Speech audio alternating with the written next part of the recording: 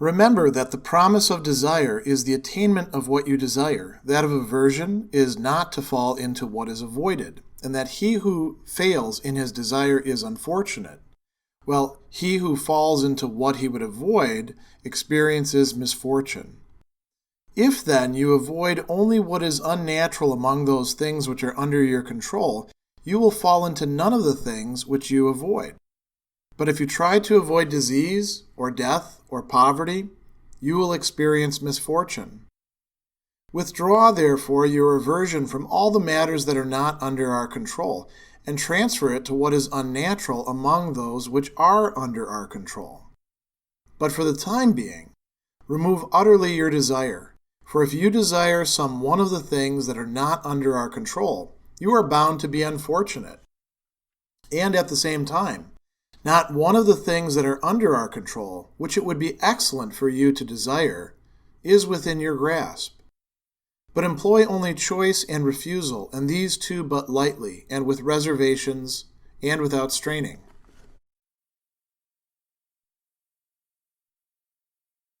Chapter 2 of Epictetus' Enchiridion talks quite a lot about desire and aversion, about orexis and eklesis in the Greek.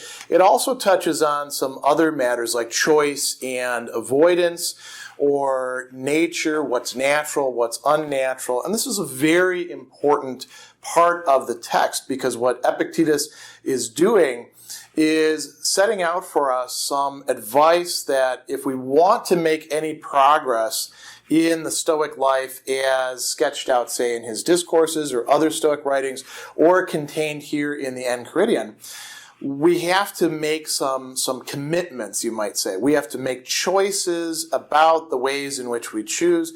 We even have to make choices about the way in which we desire or are averse to things. And I think a lot of people find this either puzzling or off-putting or perhaps a little bit daunting, because what our society tends to teach us about our entire emotional life is that things like desire and aversion, they just are, we have them, we don't really have control over them. But the Stoic philosophy teaches that we do indeed have some measure of control, particularly if we look over, a period of time where our decisions lead to other states, lead to new decisions. We have a lot of control over what it is that we do in fact desire or are averse to. The ways in which we think about things affects the way in which we feel or what it is that we desire. So he says, remember, this is a reminder to us, remember that the promise of desire is the attainment of what you desire. That of aversion is not to fall into what is avoided. So it's a very interesting thing to say there. The promise, literally here, epangaleia, the news, the announcement, what it is that desire whispers to us or shouts at us, is that we will in fact get what it is that we consider to be good. Aversion, turning away from something, almost instinctively blanching at it or feeling disgust at it or feeling fear in the face of it, makes a sort of implicit promise to us that we're not going to fall into that. But that's not actually the case. And he goes on and says, here we go. He who fails in his desire, right? We fail in our desires all the time. He says that the person who fails in their desire is unfortunate. Then he makes a contrast there. The person who falls into what they would avoid experiences misfortune. And the two words there are actually very closely connected in the Greek.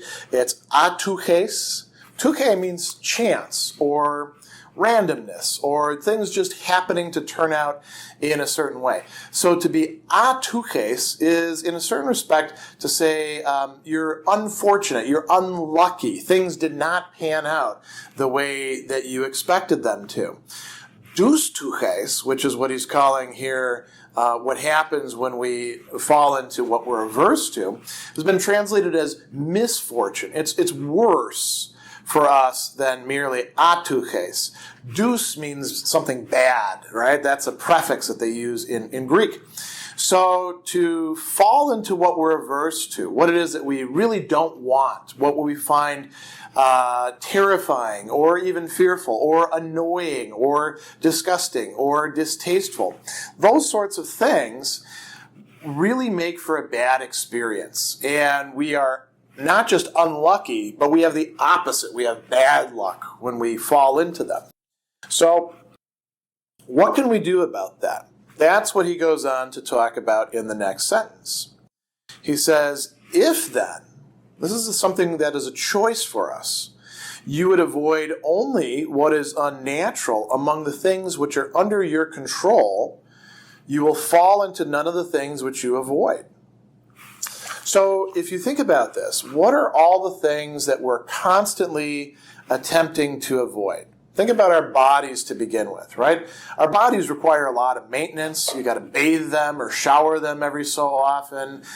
They're liable to get cut up, and you have to do some basic things like trim these nails that keep on growing. If you're a man and you don't have a beard, even if you do have a beard, you got to keep it maintained, unless you want to look like some woolly lumberjacky kind of guy. Which, if you do, that also takes a lot of doing itself.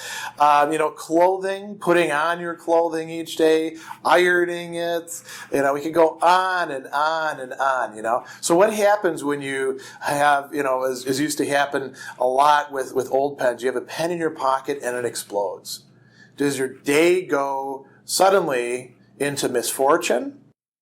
That is an example of something that is, strictly speaking, outside of your control. Now, of course, there's some things that you could probably do. Don't stick pens in your pocket. Don't chew on the pen, which may cause a problem. There's all sorts of things. I'm just using that as an experience that I had as a kid, which caused me a lot of grief because my parents were not happy when shirts had to be cleaned or replaced. But that's something that is, strictly speaking, an external. It's out of our control. What if, instead of doing that, we focused on what really belongs to us, our thoughts, our emotions, our long-standing patterns that we call habits, which we can observe ourselves falling into, our assumptions, our choices, our feeling of desire or feeling of revulsion or rejection or disgust, any of these negative things that we can talk about. What Epictetus is counterposing as the opposite of desire, aversion. What if we examine those and we say, I'm not really happy with the way that I think about things. I find myself getting angry too easily over trivial things that really it doesn't help to get angry about. Or I find myself being sad about all these things that are happening in the world that I have no control over, but find myself responding in such a way that I can't do work, or I'm crying off in the corner, or I can't turn on the news for fear of what's going to happen. We could go on and on with examples like that. So those are the sorts of things that Epictetus here is calling what is unnatural among things that are under our control. Now, we should pause here and talk about this notion of being natural. This is something that a lot of people get confused about when it comes to Stoicism because there are so many references to nature made. We're not talking about nature simply as what natural scientists study or theorize about, or what you might see on the Discovery Channel or something like that. We're talking about human nature, what is appropriate to human beings. And not just human beings all across the board. For example, we do have a natural flight or fight impulse that gets us in a lot of trouble. Epictetus wouldn't say that just simply following that is what's natural. What's natural is what fulfills us as human beings, what actualizes our full potential. And that is not something that at any given point in time we're fully cognizant of or fully understand. We have to make progress, in fact, towards what is more natural away from what we feel to be natural in order to find out what truly is natural for us. We can see a glimpse of it on the horizon, and we can sketch the outlines of it, but we don't fully know what it is until we've made a lot of progress. So when Epictetus is talking about applying our aversion to the things within us, within our makeup, within our psyche that are actually unnatural, he's talking about having a bad temper. He's talking about temptations to be, driven by greed, driven by gluttony, driven by all sorts of bad, in many respects, not just one respect, but bad instincts or desires. We can have aversions to our own desires. This is what happens when you feel the pangs of conscience, when you feel regret, when you look at your life and you say, I'm not really happy with the kind of person that I am. When you abandon all of the self-justifying and the distancing and really look at yourself, you're likely to find some things that you're not entirely happy with. That is applying aversion to those things that are under our control but are not natural. So he goes on and he says, if you do that, you'll probably make progress, but you're also not going to fall into these other things. If your focus is primarily on how do I prune away the parts of myself that are identifiable as bad, and how do I cultivate those parts of myself that I can see are good so that I have more good than bad over time, if you're really focused on that, then if a pen explodes in your shirt, that's not going to really bother you. It can happen, but the question is, does it have to bother you? Do you have to feel aversion towards it? You don't. That's a choice. He goes on and he says, if you try to avoid disease or death or poverty, you're going to experience misfortune. These are, strictly speaking, from a Stoic perspective, things that are out of our control. And you can say, well, you can take care of yourself so you're not going to get sick. True. Epictetus would completely agree with you. As a matter of fact, he says you ought to take care of your body, but you ought to take care of it like you do a good tool that you've been given and now are responsible for. Not as if that body is you and where all of your value lies. You can take care of your body and things can go haywire. We find all sorts of great cures for things. We inhabit a epoch in which medical science has made incredible advances, and yet we still find that disease somehow remains ahead of us. Great example of this, the fact that we're now reaching the point where antibiotics aren't working so well anymore. And we can go on and on and on. And we can say, well, we can imagine a world in which there is no disease. That's fine. That's imagination. That isn't where you live. Death. You're going to die. The mortality rate for human beings over any given period always approaches 100%. Why? Because we die. We're mortal. So if you see death as a fundamental indignity that's imposed upon you, from the Stoic perspective, you're actually setting yourself up for a lot of problems. Not so much when you die, but before you die. Other people's death as well is something that Stoics have to deal with. Poverty. This is particularly important in our own times, I think, when, we've experienced some massive economic downturns.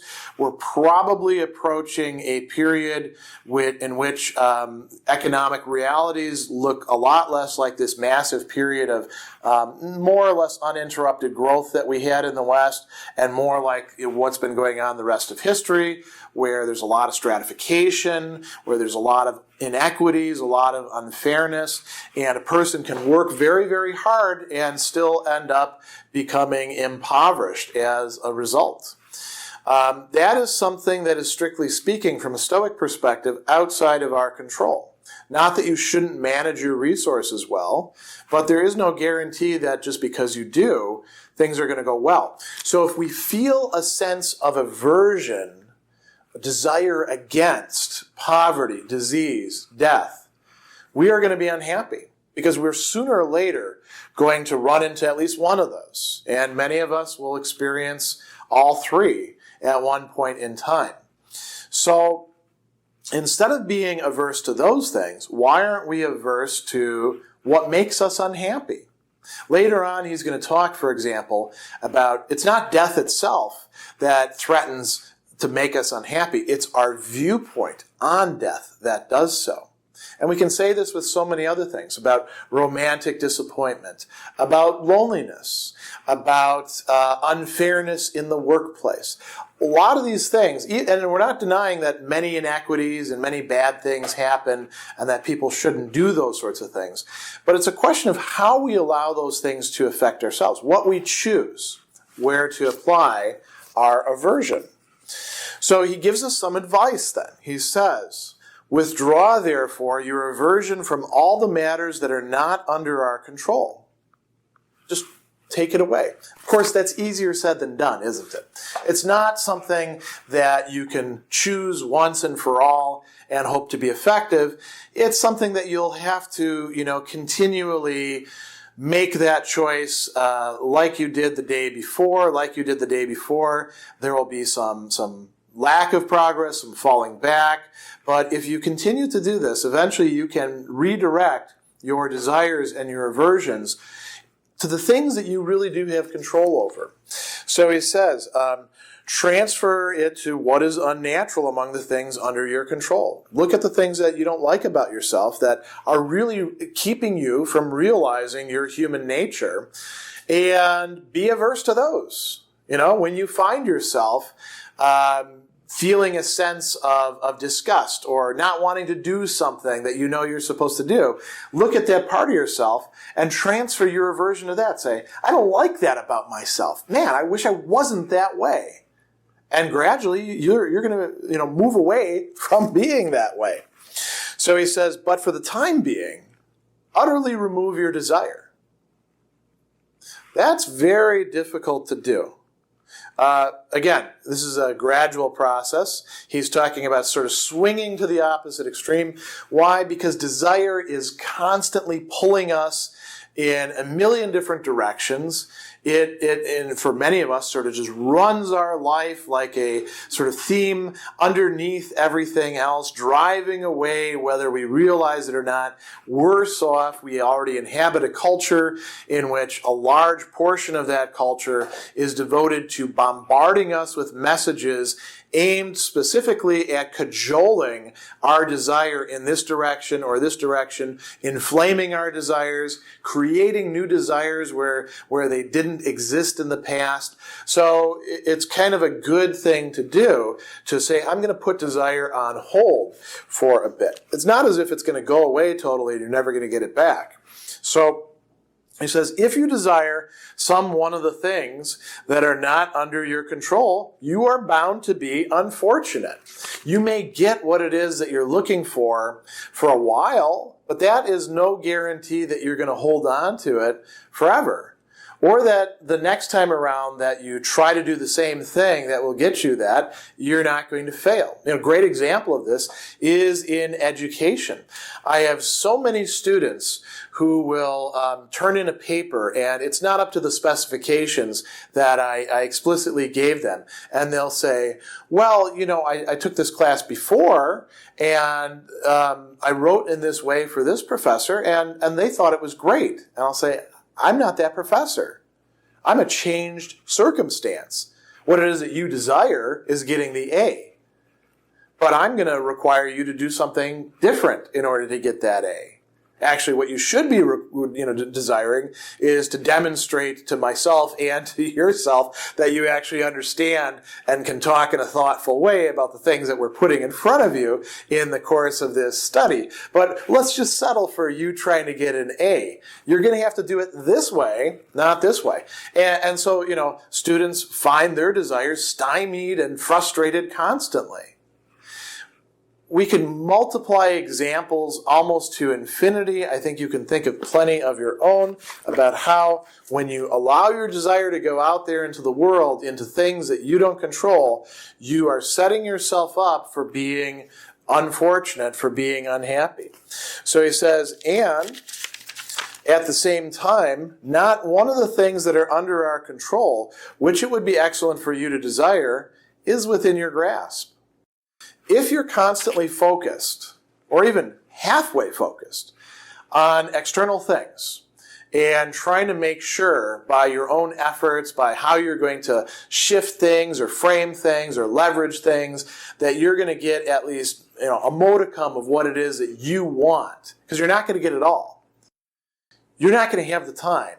You're not going to have the presence of mind, and you're not going to have the focus to actually work on the things that if you did turn to, you'd have a way better percentage of doing better in, because they depend entirely on you and what you choose to do to rework your own desires and aversions and your thoughts and your feelings. And, we can go on and on and on. All these things that fit into what Epictetus will later call the proairesis, or moral purpose or faculty of choice, the ruling part of yourself.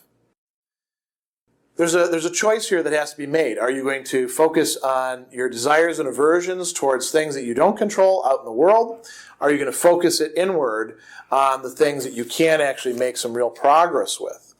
So he says, employ only choice and refusal, horman and aforman.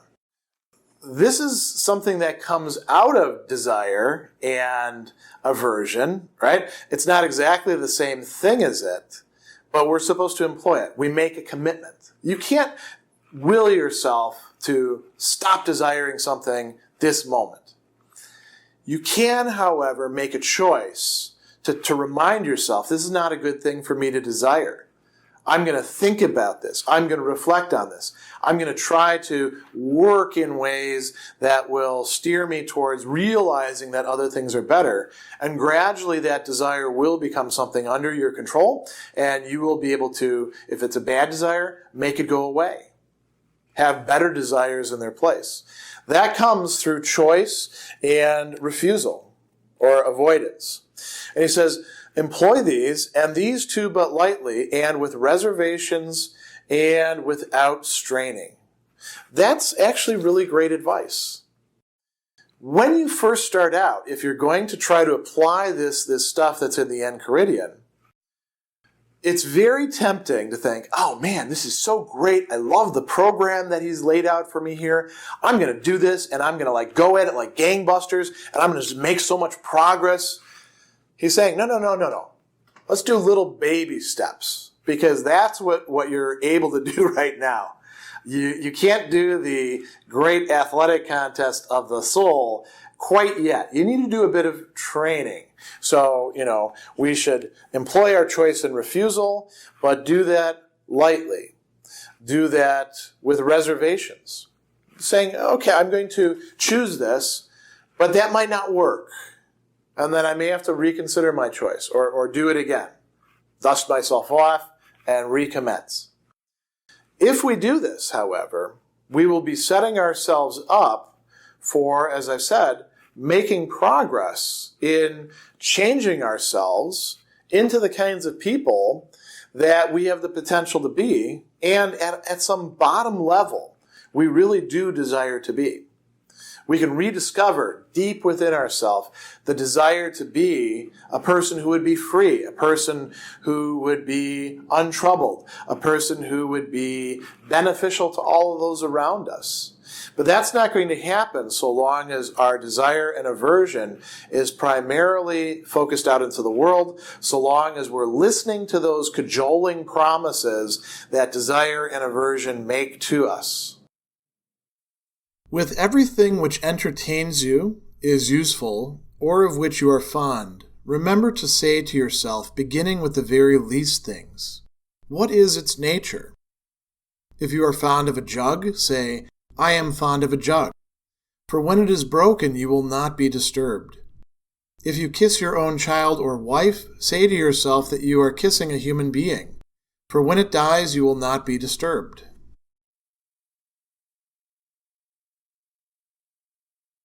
Chapter 3 of Epictetus' Enchiridion has what we can call a hard saying, namely something that when you read or when you think to yourself or when you hear somebody else say, you can recognize that there's a kind of validity to it, but you're like, boy, that would be tough to put into practice. I don't know if I can do this. It's almost like you would rather it not be true, even though you recognize a certain kind of truth to it.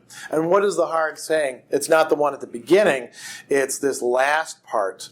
If you kiss your own child or wife, say to yourself you are kissing a human being. For when it dies, you will not be disturbed. That's a tough thing to tell yourself. It makes it sound as if you should be rather detached, almost unemotional, callous, like you shouldn't really have a full relationship with the people who you ought to, one would think, love the most. Care for the most, grieve for the most when they pass away or when they get sick or when something bad happens to them. And I want to stress from the beginning that Epictetus actually talks in his discourses about what we can call familial affection, storgia. And he says that we ought to feel this. We ought to feel something towards our parents, towards our children, towards our spouses, towards our brothers and sisters. But it's a question of how we manage those feelings. Are we realistic about it? Or are we, in a certain respect, over the top about that? And so he says, this can be understood in terms of a sort of a general class of matters that are outside of our control. With everything which entertains you, is useful, or of which you are fond. A lot of stuff there, right? So entertain you. The ton, psych agogun ton, the things that we enjoy, the things that literally drive our souls, right? If you think about watching Netflix, do you enjoy watching a good movie or an interesting show where the writing is quite clever? That is something that he's talking about there. Are there other things of that sort? Do you get attached to your sports team? Do you follow a certain musical group or genre and think that really matters? That's fine, Epictetus says. He's not saying don't ever allow anything to entertain yourself. Just approach it in a certain way. Everything that's useful, chrean. This is an entire category of stuff. It's useful for me to wear clothing, right? This camera is a useful thing. The voice recorder that I'm using to record right now, quite useful, right? The chalkboard. I get a lot of use out of this. This is a great investment that I made. There's nothing wrong with things being useful. But again, we should adopt a certain attitude towards them. What else? Of which you are fond.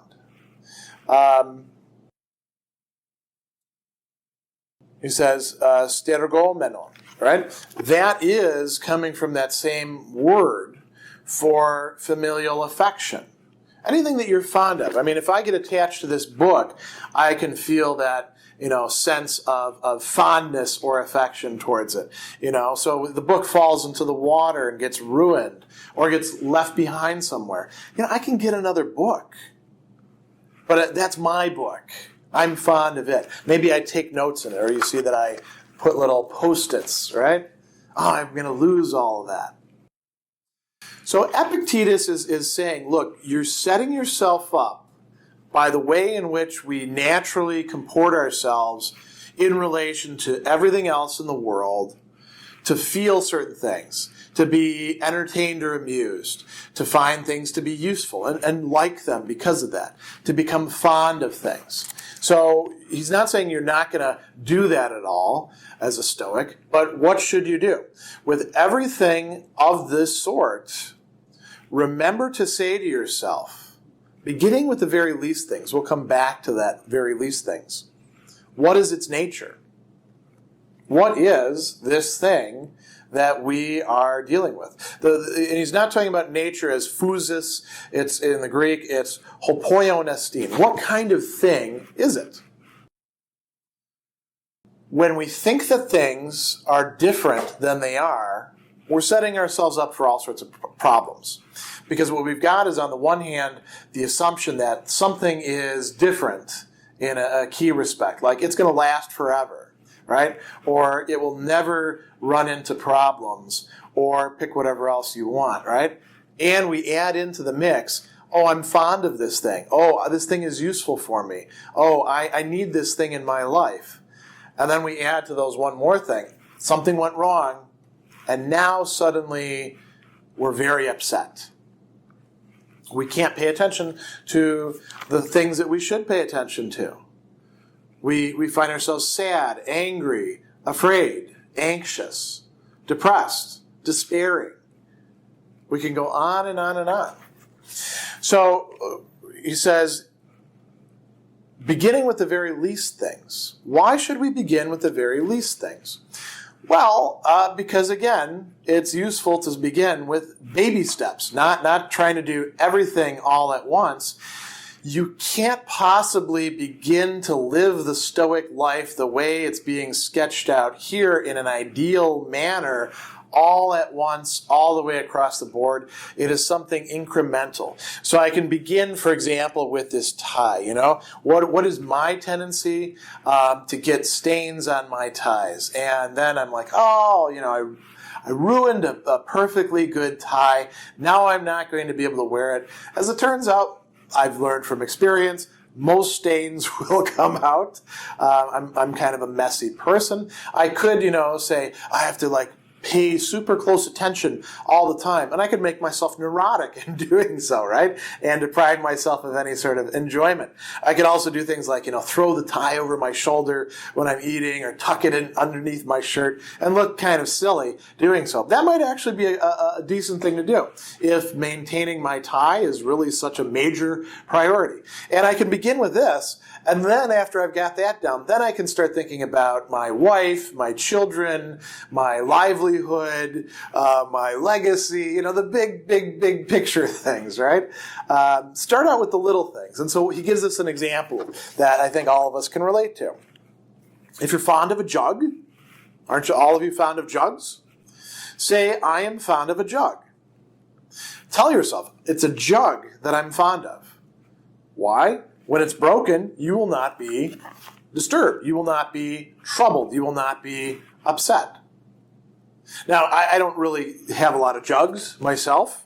What I would use to relate to it would be, I have a coffee cup. I like this kind of coffee cup. I've actually broken a few of these, which is why we've ordered more of them. And we'll probably have to order more in the coming years, because I'm probably going to end up breaking them. I'm a little bit clumsy when it comes to washing dishes, although I do like to wash the dishes. And sooner or later, I'm going to stumble with my fingers or put it down too hard or something like that, and I'll break it. Now, when it breaks, I can, get very upset and say, oh, it never should have broken, or I should have never behaved that way, or the whole world is off on its axis. Or I can say, well, it was a coffee cup. Those things are not made to last for 1,000,000 years. Likewise, a tie. Likewise, a shirt. This is something else that, for myself, to take personal examples, I would like all of my shirts to last forever, because once I find a shirt that I really like, I want to keep on wearing it.